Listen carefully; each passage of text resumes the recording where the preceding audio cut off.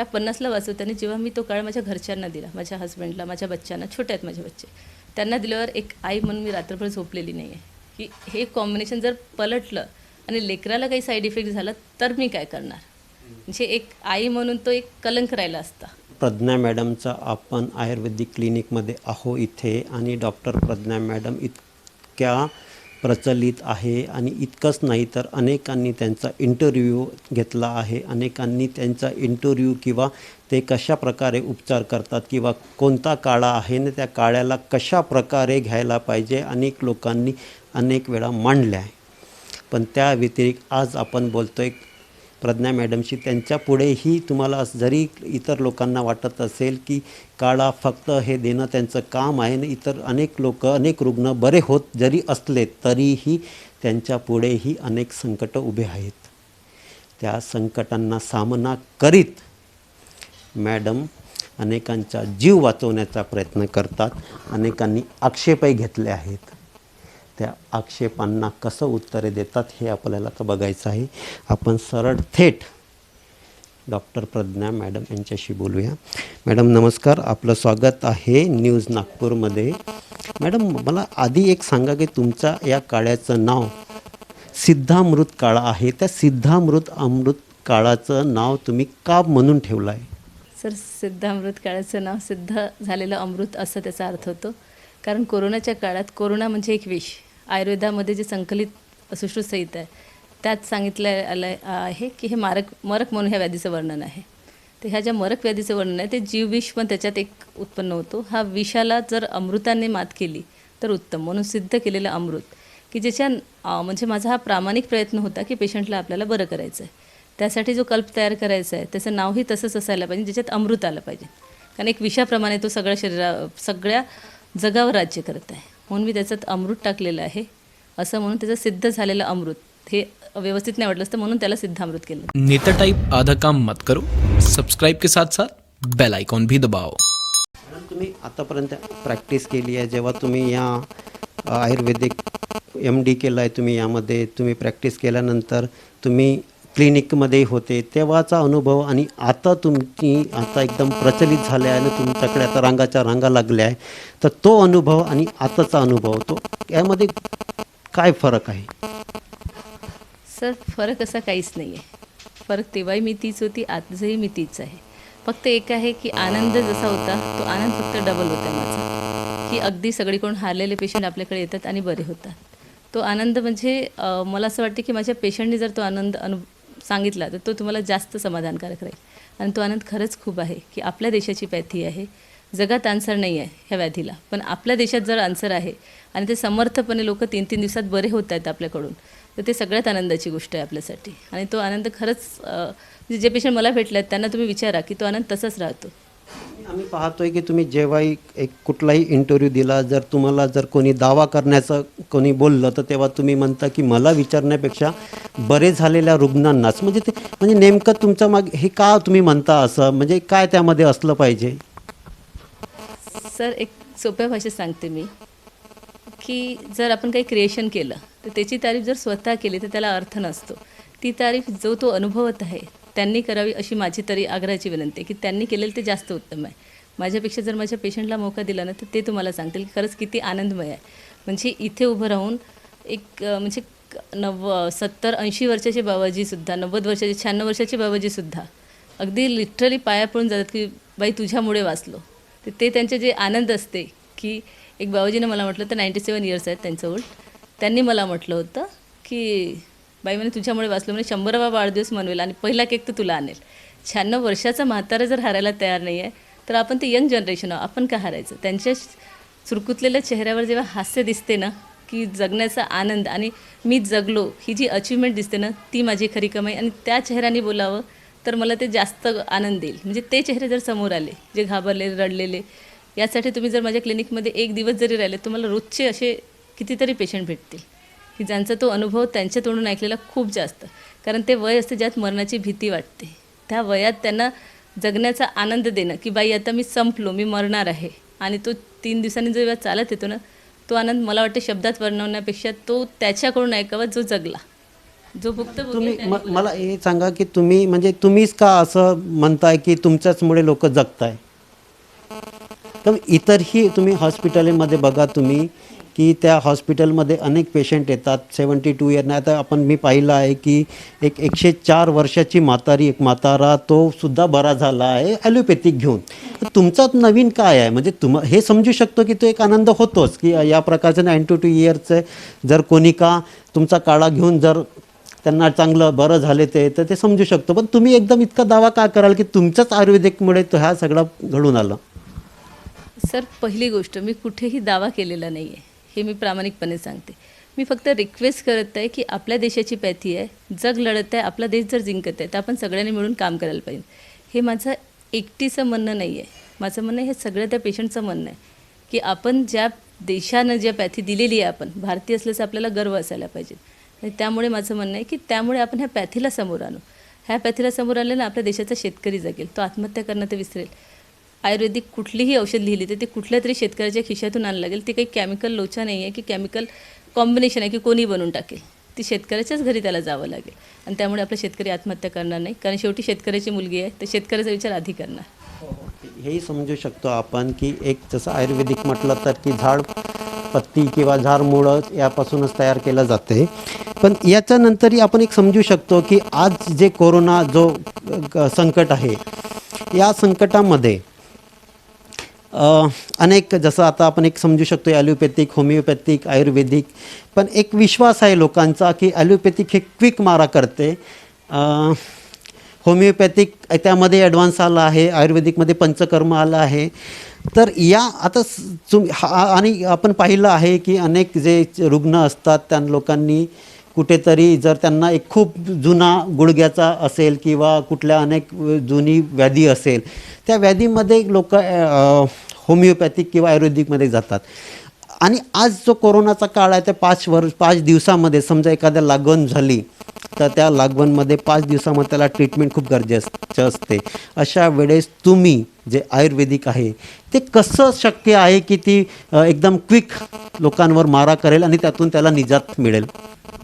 बघा, मी एकच सांगेल, ब्रेन सगळ्या जवळ आहे. आईस्टाईन जवळही ब्रेन होतं, तुमच्या जवळही आहे, माझ्या जवळही आहे, पण प्रत्येक ब्रेनचा चालण्याचा प्रकार हा डिफरंट आहे. त्यांनी एवढे पेटंट केलेले आहेत आईस्टाईननी की तेवढे बोलणंही मुश्किल आहे. एवढे पेटंट आणि एवढा सुंदर व्यक्तिमत्व त्यांचं, जेव्हा की ते नेहमी डल होते शाळेत अभ्यासात. तर प्रत्येकाचं दिमाग हे वेगळं, त्याच्यातून चालणारं हे रसायन ते वेगळं, आणि त्याला वरच्याची शक्ती, म्हणजे मी सरळ म्हणते की भगवंताची कृपा, की त्याने जे कॉम्बिनेशन मला सुचवलं, जे माझं सुरुवातीपासून खंत होती की मला MBBS भेटताना मी BMS का केला. ते जे दुःख होतं की आयुर्वेद म्हणजे खलबत्त्यातलं आयुर्वेद, वर्षानुवर्षे चालणारी चिकित्सा, हे सगळे मला पुसून टाकायचे होते आणि मी बऱ्यापैकी पुसल्यात. 15 वर्षात मी तेवढा अनुभव घेतलेला आहे की आयुर्वेदाला इन्स्टंट कसं करायचं. आयुर्वेद मागं का आहे? कारण तो इन्स्टंट रिलीफ देत नाही. जर पेशंटला मी इथे औषध पाजली आणि पेशंट ऑक्सिजन सिलेंडर लावलेला पेशंट ऑक्सिजन सिलेंडर काढून जर चालत गेला, ती अचिव्हमेंट, त्याला खरं आयुर्वेद म्हणायचं. आणि आज मी अगदी समाधानी आहे, पैशाने जरी नसली तरी अनुभवाने खूप समाधानी आहे की पेशंट इथे ऑक्सिजन सिलेंडर लावून येतात आणि ते ऑक्सिजन सिलेंडर काढतात आणि ते चालत जातात. मी त्यांना इथे औषध देते, औषध दिलं त्या पेशंटला, तू नक्की चालशील, त्याचा विल पॉवर वाढवते. आणि माझे शब्द हे साक्षात मी म्हणेल की वरच्याची कृपा, की तो सरळ तो पेशंट चालत जातो, म्हणजे इथे ऑक्सिजन सिलेंडर लावून येतो आणि तो आपल्या पायाने चालत जातो. असे खूपसे उदाहरण माझे पेशंटच तुम्हाला सांगतील, त्यांनी बघितलेले की आपण समजू शकतो की होते काय की एखाद्याला ताप आला, तो ताप जर बरा करायचा असेल एखादी पॅरासिटामॉल घेतो आणि ताप गिळवतो तो. पण यामध्ये असं काय आहे की एकदम क्विक म्हणजे यामध्ये आणखी काय बदल झाला आहे आयुर्वेदिकमध्ये की एकदम तुम्ही दिलं कुणाला एक औषध आणि तो बरा होऊन गेला, लगेच आला, त्याचं एक त्याला जे ॲक्सिडेंट झालं, त्याला इथे चिरा मारला गेला आणि त्याचं रक्त थांबलं तुम्ही दिल्याप्रकारे, किंवा तो एक ताप 104, 106, 107 टेम्परेचरमध्ये तो आला आणि तुम्ही एक औषधी दिली, एक टॅबलेट दिलं, तो अर्धा तास आराम केला आणि त्याचा ताप घडला, असं काय आहे? असं सर, आयुर्वेद ही प्राचीन परंपरा आहे आणि प्राचीन काळी किती युद्ध व्हायचे सगळ्यांना माहीत आहे. कितीतरी कॉम्प्लिकेटेड सर्जरी इंडियामध्ये झालेलं आहे. सगळ्यात महत्त्वाचं प्लास्टिक सर्जरीचा जनक हा सुश्रुत आजही सगळ्यांच्या टेबलवर आहे. जर आपला देश इतका महान आहे तर प्रत्येकानं प्रयत्न करायला पाहिजे. म्हणजे माझं स्वतःचं तसं मत आहे की प्रामाणिक मत आहे की प्रत्येकानं ते इन्ग्रेडियंट शोधायला पाहिजे की कुठले इन्ग्रेडियंट्स फास्ट रिझल्ट देतील. मी ते इन्ग्रेडियंट शोधून काढले की कुठले फास्ट देतील आणि कसल्या कॉम्बिनेशनसोबत ते फास्ट देतील. याच्यावर मी पूर्ण अभ्यास केलेला आहे आणि 15 वर्षाचा निचोड आहे. ते एका दिवशी बनलेली प्रॅक्टिस नाही आहे. आणि याच एक महत्त्वाचं, सगळ्यात महत्त्वाचं सांगते मी, की ज्यावेळेस कोरोना काळात संक्रमण जास्त झालं तर सरकारने लॉकडाऊन केला आणि त्यावेळेस पेशंट कमी झाले होते. माझ्याकडे येणारा जो मॉब होता तो कमी झाला होता आणि तो जो वेळ भेटला त्यात मी अभ्यास केला की इतकं लॉकडाऊन होण्यापर्यंत असं संकट आपल्या याच्यावर ओढवलं आहे तर ती व्याधी काय. व्हायरोलॉजी स्टडी केली. व्हायरोलॉजीमध्ये माझं 15 वर्षापासून सुरुवात होती की ज्यावेळेस चिकनगुनिया आला त्यावेळेस मी काढा बनवला होता. प्रतिबंधात्मक, नॉट अ क्युरेटिव्ह नाही सांगत आहे, प्रतिबंधात्मक. आणि त्याचे रिझल्ट मी बघितले होते की त्या पेशंट ज्यांनी तो काळा घेतला तो सेफ राहायचा, बाकी लोक सेफ राहायचे नाही. त्यांच्या घरचे पूर्ण इफेक्टेड व्हायचे, फक्त तो व्यक्ती. तर हा 15 वर्षाचा निचोड होता. आणि हे जेव्हा मी कॉम्बिनेशन्स बनवलं, सर मी सांगते की ते कॉम्बिनेशन बनवताना मी व्हरायटी बनवल्या की कुठलं कॉम्बिनेशन सटीक बसेल. कारण माझा पहिलं होता आयुर्वेद हा फ्रंट लाईनवर वर्क करायला पाहिजे. आजही माझी लाईन आहे तीच, की फ्रंट लाईनवर आयुर्वेदाला आणायची इच्छा होती. ती इच्छा मी बऱ्याच प्रमाणात पूर्ण केली. तो कॉम्बिनेशन बनवताना इथे मी तुमचा 2 मिनटं जास्त वेळ घेईल, तिथे मी ते कॉम्बिनेशन्स बनवलं आणि वेगवेगळे कॉम्बिनेशन मी स्वतः घेतले. कारण ॲनिमल टेस्टिंग बंद होतं, लॅब बंद होत्या. मला त्या कंडिशनमध्ये लॅबमध्ये जाणं शक्य नव्हतं आणि ॲनिमल टेस्टिंग केल्याशिवाय कुठलंही द्रव्य हे घातक असू शकते. मग ॲनिमल बनवायला मी स्वतःला वापरलं, कारण दुसऱ्याला वापरणं शक्य नव्हतं. म्हणजे तुम्ही म्हणजे आम्ही समजू शकतो की जर आताही जर वॅक्सिन जर आली असेल तेही वॅक्सिन जर ॲनिमलवरच ते ट्रीट केल्या गेल्या, माणसाला नाही, त्यानंतर माणसाला दिल्या गेलं, तर तुम्ही स्वतः ट्रीट केलं ते. तेच मी सांगत आहे की ही 15 वर्षाचा निचोड करून मी काही द्रव्य संकलित केले, त्या द्रव्याचं कॉम्बिनेशन बनवलं. त्यातल्या विषारी द्रव्य आहेत का काही याला सगळ्यांना बाजूला काढलं की विषारी मला काहीच नको, कारण व्यक्ती तेवढ्या प्रकृती भिन्न. आणि आयुर्वेदाचा पहिला सिद्धांत आहे की प्रत्येक व्यक्ती भिन्नात आहे. त्यामुळे एकच वस्तू जे सगळ्यांना चालेल याच्यावर वर्क केलं गेलं फर्स्ट थिंग ही. त्यानंतर ते कॉम्बिनेशन्स काय बनवायचं याचं प्रिपरेशन केलं गेलं. त्यानंतर ह्या स्टडीमध्ये मटेरियल मी कलेक्ट केलं की कुठलं मटेरियल लागेल, त्याची क्वालिटी काय लागेल, त्या हिशोबाने त्याला बनवलं. आणि असे जवळपास 15 ते 20 दिवस वेगवेगळे काळे बनवून मी घेतले. त्यात एक काळाच्या वेळेस तर माझ्या हालतीत मी उभी नाही राहू शकत होती, एवढ्या वॉमिटिंग होती. पण ती जर उलटी ॲमिटिक मी काही ड्रग्स घेतलं, साध्या भाषेत सांगते मी, उलटी थांबवण्यासाठी घेतलेलं ड्रग्स, त्याचा असर 24 तास राहील, माझा दुसरा दिवस वेस्ट जाईल. तो नेता टाइप आधा काम मत करो, सब्सक्राइब के साथ साथ बेल आइकॉन भी दबाओ. गेलेला दुसरा दिवस वेस्ट माझ्या जनतेला अजून नेत आहे मृत्यूच्या कगारमध्ये. कारण मला एवढं माहीत होतं मी जर प्रामाणिक प्रयत्न करत आहे तर आपली बुद्धी त्या श्रद्धेवर जास्त वर्क करते. हा माझा सिद्धांत नाही आहे, हा सिद्धांत झालेला आहे, सत्य साबित झाले की तुमची श्रद्धा असेल तर ती नक्कीच तुम्हाला याच्यातून काढते. ही सायकोलॉजिकल फॅक्ट आहे. तुम्ही याआधी म्हणाले होते की हा जरी इतर जे डॉक्टर असतात ते फक्त डॉक्टरही करतात आणि मी जे विचार करतो किंवा आयुर्वेदिकमध्ये जो विचार करतो तो भावनिक असलं पाहिजे, तोच एक त्यातलाच एक भाग म्हणता येईल का? हो बिलकुल, हा तोच भाग आहे. आणि ते घेतल्यानंतर एक दिवस मला वाटलं की नाही हे परफेक्ट कॉम्बिनेशन झालं, कारण हा टोटल डिफरंट व्हायरस आहे. हा बिलकुल बॅट व्हायरस आहे, म्हणजे उलटा व्हायरस आहे. हा याला समजणं तेवढं सोपी नव्हतं, कारण कुठेही तुम्हाला संकलन भेटणार नाही की काय डिझीज आहे, काय सरफेस स्टडी आहे, मास्क किती वापरायचं, ह्या सगळ्या गोष्टीवर आजही क्वेश्चन आहे. सॅनिटायझर यूज करणारे, मास्क यूज करणारे कंटिन्यू बिमार पडतात. आणि मला एक सांगा, ज्या घरची बाई बिमार पडते ती स्वयंपाक करते ना हो, तिच्या हाताने तो व्हायरस त्याच्या घरच्या इतर लोकांना इन्फेक्ट का करत नाही? ती त्याच हाताने पोळ्या बनते, त्याच हाताने भात आणि त्याच हाताने वरण, ती कुठलाही ग्लोव्ज घालत नाही, मग तिच्या घरचे बाकी लोक बिमार का पडत नाही? असा कॉम्बिनेशनमुळे मी तो विचार करून बनवला तो कल्प.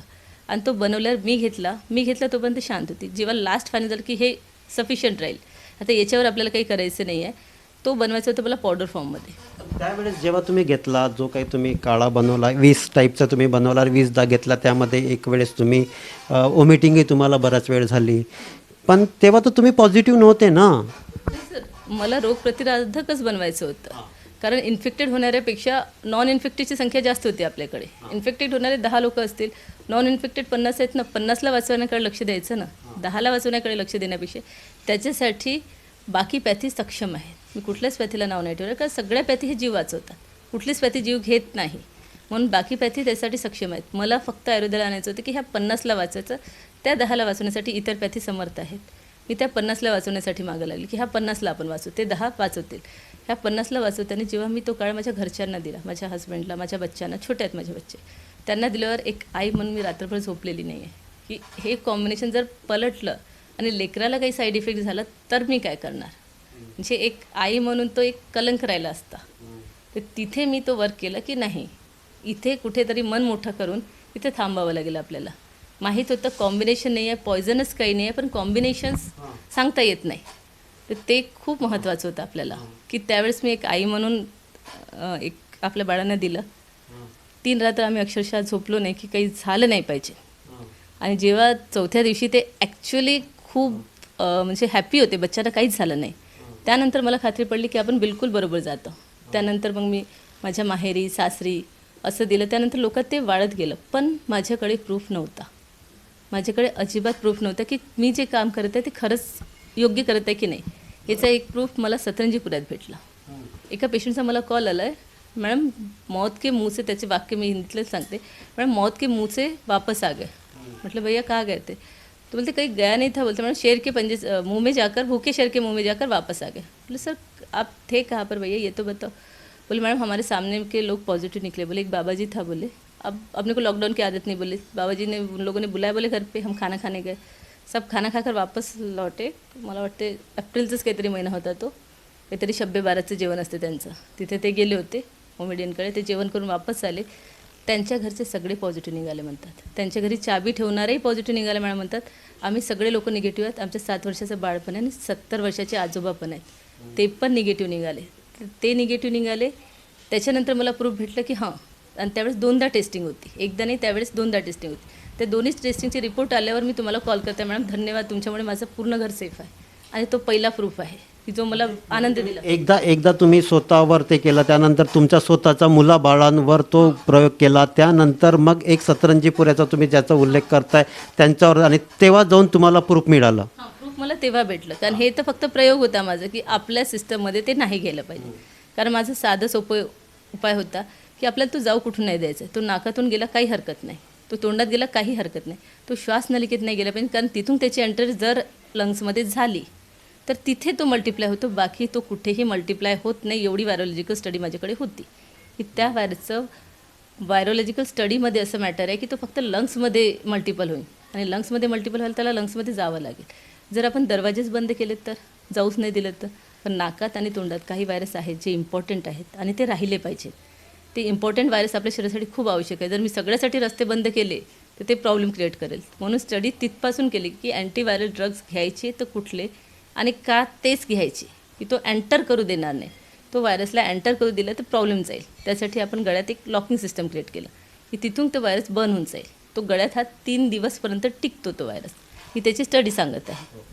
माझ्या दर्शकांना मी परत सांगतो की सगळ्यात महत्त्वाचं म्हणजे मरण्याला जर टेकत असेल तर त्याचा लंग्सला त्या इन्फेक्ट होतो आणि त्याच्यानंतर त्याला श्वास घ्यायला त्रास होतो. लंग्समध्ये इन्फेक्शन जास्त वाढल्यामुळे मृत्यूसंख्या ही वाढते. हे मी नुसतं ह्या मॅडमकडून नाही तर अनेक जे ICMRचे जितकेही किंवा तुम्ही आपण म्हणूया एम्सचे डॉक्टर आहेत ते जुगेरिया, त्यांनीसुद्धा काल इथं डिक्लेअर केलं. म्हणजे अनेकांचं म्हणणं आहे फक्त, आणि मॅडमही म्हणतात की ज्या लंग्सला जास्त करून हा फुफ्फुसाला जास्त त्रास देतो, आणि जर फुफ्फुसच जर आपले निकामी झाले तर मृत्यूसंख्या ही वाढत आहे आणि यालाच बळी लोक पडत आहे, आणि ही खरी गोष्ट आहे. मॅडम मी हे म्हणू शकतो की आपल्याकडे 2 वॅक्सिन आल्या आहेत. समजा मला वाटते की तुम्ही ज्या प्रकारे आता तुम्ही आपल्या मुलांबाळांवर किंवा स्वतःवर किंवा ते सतरंजीपुऱ्यातून आलं त्यांच्यावर एक प्रूफ केलं, त्यानंतर म्हणजे तुम्ही सांगितलं की जर हा जो जास्त जर वार करत असेल तर तो लंग्सला फुफ्फुसाला जास्त वार करतो आणि तेच आपल्याला बंद करायचं होतं. तुम्ही हे सगळं केलं मॅडम. पण ह्या आता अनेक भारत बायोटेकची वॅक्सिन आली आहे, त्यानंतर सिरमची वॅक्सिन आली आहे. हेच ते काम करत असतील का, की तुमचं नाही याच्यामध्ये काही सिमिलॅरिटी आहे की म्हणजे काही वेगळं तुमचं आहे? सर मला खरं बोलायची सवय, ज्याचा माझ्यावर म्हणजे माझा ज्याच्यावर अभ्यास झाला नाही आहे मी त्याच्याबद्दल नाही बोलू शकत. वॅक्सिन हा माझा प्रांतच नाही आहे, कारण त्याच्याबद्दल मला अजूनही डिटेल इन्फॉर्मेशन कलेक्ट करायला सर वेळच नाही आहे. त्यामुळे मी फक्त पेशंटपर्यंत एक सांगतात की आपलं की ही वॅक्सिन आहे भारत बायोटेकची किंवा आपलं कोवॅक्सिन असो किंवा सिरमचं आपलं कोविशिल्ड असो, ह्या वॅक्सिन आहे. तर तुम्ही वॅक्सिन म्हणून तुम्ही तुमच्या काळ्याला म्हणजे एक समजू शकता का, एक मनधरणी म्हटलं मी, बाकी त्याचं वॅक्सिन म्हणून तुम्ही त्याचा उल्लेख नाही कराल, काळा म्हणताय ते मी सगळं ठीक आहे, पण हे वॅक्सिन स्वरूपातच असलं पाहिजे का ते? तुम्ही जे काळा बनवला आहे त्या जो काही तुम्हाला तसं लंग्समध्ये जाऊ नाही देत इतकं तुमचं म्हणणं आहे, तर हे वॅक्सिनच आहे का एक प्रकारे? नाही sir, vaccine is different thing. आणि हा टोटल डिफरंट आहे. आणि माझा ज्याच्यावर अभ्यास झाला आहे त्यानुसार मी त्याला वॅक्सिन नाही म्हणू शकत. वॅक्सिन एक टोटली डिफरंट आहे आणि आपल्या काळात टोटल डिफरंट आहे. दोघंही एक नाही असू शकत. वॅक्सिन बनवणारे खूप छान आणि खूप ग्रेट आहेत, त्यांनी खूप छान काम केलं आहे, त्यात काही दुमतच नाही आहे आपल्याला. पण आपला काढा त्याची बरोबरी करू शकते की नाही हे बोलणं मला योग्य वाटत नाही, की हे चुकीचं आहे हे बोलणंच. की तुम्ही याच्यामध्ये स्टडी करून, जसं त्या प्रकारे तुम्ही म्हणाले की तुम्ही स्टडी केली आहे यामध्ये, तर या स्टडी करून तुम्ही ह्या तयार केलेलं आहे आणि याच्यामध्ये आयुष जे तुमचं आयुर्वेदिक आहे त्याचा काही इंटरफिअरन्स आहे का? नाही, आयुषचा आयुष काढा आहे आणि तो खरंच खूप छान आहे. मी फक्त माझा एक प्रामाणिक प्रयत्न केलेला आहे. आयुषचा काढा असला तर कदाचित त्याची वेगळी एक बॉटल आली असती किंवा तो एक सिरप आली असती किंवा त्यांनी आपलं स्वतः म्हटलं असतं, पण हे तुम्ही तयार केलं आहे तर हे तुमचं आहे की आयुषचं आहे? नाही सर, हे फक्त माझं आहे. माझं म्हणजे यातले इन्ग्रेडियंट जे आहेत 22 हे फक्त माझ्याशिवाय कोणालाच माहीत ठेवलेले नाही आहेत. कारण एखाद्याने एखाद्या इन्ग्रेडियंटसोबत जर छेडछाड केली तर ते खूप भारी ठरू शकते. कारण हे इन्स्टंट रिझल्टसाठी मी आधी सांगितलं आहे की मला आयुर्वेदाला फ्रंटलाईन म्हणून आणायचं होतं, की पहिल्या लाईनवर आपला आयुर्वेद उभा झाला पाहिजे. आपल्या देशाची पॅथी आहे ती, त्यासाठी केलेला प्रयत्न आहे हा. 3 दिवसात जर रिझल्ट भेटत आहे, म्हणजे हे पेशंट सांगत आहेत आपल्याला की 3 दिवसात, किंवा काही लोक तर 1 दिवसातच सांगतात की मॅडम न जेवणाऱ्या व्यक्ती जेवायला लागला, उठून बसला, ताप निघून गेलेला आहे. हे खूप सारे कमेंट्स तुम्हाला भेटतील आणि ते मी सांगण्यापेक्षा मी आधीपासून एकच म्हणते आहे की ते पेशंट सांगतील माझे. ते जास्त महत्त्वाचं प्रूफ आहे. जो भुक्तभोगी आहे त्यांनी सांगायला पाहिजे. मॅडम तुमच्याकडे आता कोरोना महामारीच्या काळामध्ये कोरोनाच पेशंट नाही तर इतरही पेशंट तुमच्याकडे येतात आणि आम्ही पाहिलं होतं त्या दिवशी आम्ही त्या जी तुमच्याकडे ते गर्दी लागली राहते त्या गर्दींमध्ये आम्ही प्रश्न विचारले होते लोकांना, तर ते म्हणाले होते की आम्हाला कोरोनाचं काही नाही बाबा, आम्हाला कॅन्सरचे आम्हाला अनेक वर्षापासून आम्ही मॅडमचं औषध घेतो त्याकरिता आलो आहे. तर ते किती म्हणजे कोणत्या कोणत्या प्रकारचे पेशंट तुमच्याकडे येतात? बघा, माझ्याकडे सगळ्याच प्रकारचे पेशंट येतात. अगदी वंध्यत्वापासून ज्यांना 15-16 वर्ष बाळ नाही राहत त्यांनाही आपल्या औषधीने बाळ राहिलेले आहेत. त्याचप्रकारे जितके दुर्मिळ आजार आहेत, कॅन्सरसारखे आजार, सगळ्या आजारावर मी औषध शोधत असते. मी काय औषध शोधते, आपल्या संहितेत ते सगळे लिहिलेलं आहे, आपल्या ग्रंथात ते सगळं वर्णित आहे. मी फक्त नवीन संकलन करून नवीन कॉम्बिनेशन बनवायचा विचार करते की आपण लोकांना बरं कसं करतील आणि कमीत कमी याच्यात. म्हणजे आता हा काढा बघा, काढे खूप फेमस आहेत, पण आयुर्वेदाने इन्स्टंट रिझल्ट द्यावे ही अपेक्षा कुठल्या काढ्याकडून करणं इतकं सोपं नव्हतं. त्यावेळेस इन्ग्रेडियंट्स ठरवताना मी 3 दिवसाचाच वेळ ठरवला, कारण 3 दिवसाच्या वर घेतलेला काढा हा पाईल्स क्रिएट करू शकते. इतर अनेक जे गरमीने आजार होतात त्या व्याधी क्रिएट करू शकतात. आणि आपण लंग्सला हायपर ॲक्टिव्ह केलं तर ते हायपर ॲक्टिव्हमुळेही बरेच आजार होतात.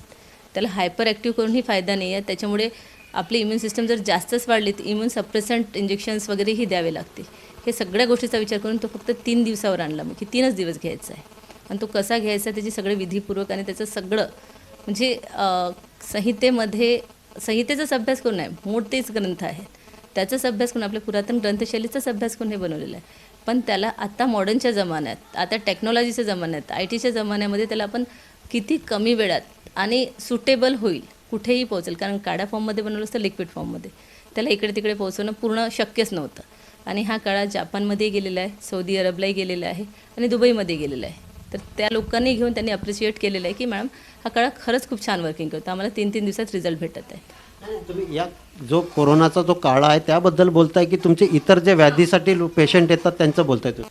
आपल्या याच्यात वंध्यत्वापासून तर सगळ्यात दुर्मिळ आणि दुर्लभ असे जे आजार आहेत, जसं स्किन डिझीज झालं, बाकी बऱ्याच डिझीज, सगळ्या डिझीजवर आपल्याकडे ट्रीटमेंट होते आणि त्याचं खूप छान प्रमाण आपल्याकडे की सगळे बरे होतात. वयाच्या 35व्या वर्षी मला धन्वंतरी अवॉर्ड भेटलेला आहे.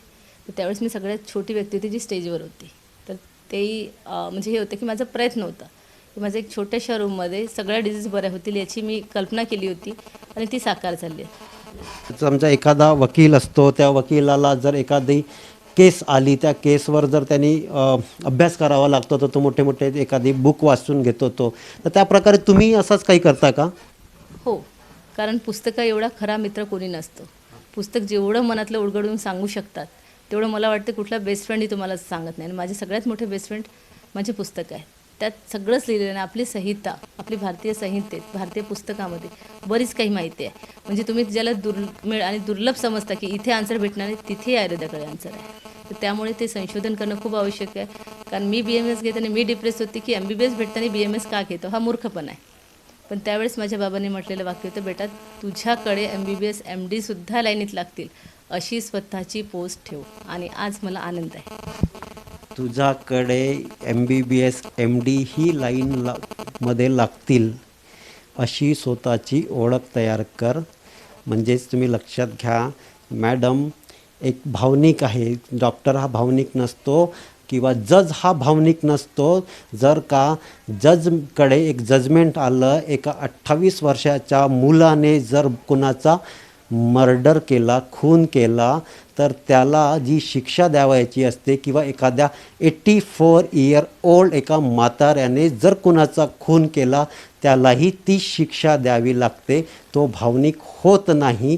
किंवा डॉक्टर आपल्या मुलाचं ऑपरेशन करताना तो सुद्धा भावनिक होत नाही. पण या मॅडम उपचार करताना प्रत्येकाचा जीव वाचावा म्हणून भावनिकच होऊन काम करतात आणि कसे वाचवता येईल याकरिता स्वतः जेव्हा आम्ही त्यांच्याशी बोललो, त्यांनी ज्या प्रकारे प्रयोग केला तो प्रयोग स्वतःवर केला. स्वतःच्या बाळांवर करीत अनेकांचे जीव कशा प्रकारे वाचवता येईल याचा साधा आणि सिंपल प्रयत्न केला. त्याच प्रयत्नाचा एक बहुमोल आहे की अनेकांचे जीव वाचताय आणि अनेक लोक लोटांगण घालताय मॅडमसमोर आणि याचाच त्यांना आनंद होतो. मॅडम अनेक वेळा म्हणतात की मला विचारण्यापेक्षा माझ्याजवळ बरे झालेल्या रुग्णांना विचारा, त्यांना कसा फायदा होतो. मी तुमच्या मनातले प्रश्न आहेत व्यवस्थापनाला घेऊन, त्यासाठी पुढच्या व्हिडिओमध्ये यांच्या मॅडमच्या मिस्टरांना प्रश्न करेल, कारण तुमच्या मनातले प्रश्न आहे. पण त्याआधी काही भावनिक प्रश्न होते. मॅडमचे प्रश्न होते कोरोना व्याधीला घेऊन होते, तर इतर व्याधीला घेऊन होते. ते तुमच्याकरिता मी समोर आणले. मी सुदर्शन बागडे, माझे सहकारी प्रवीण दुपारेसह न्यूज नागपूर.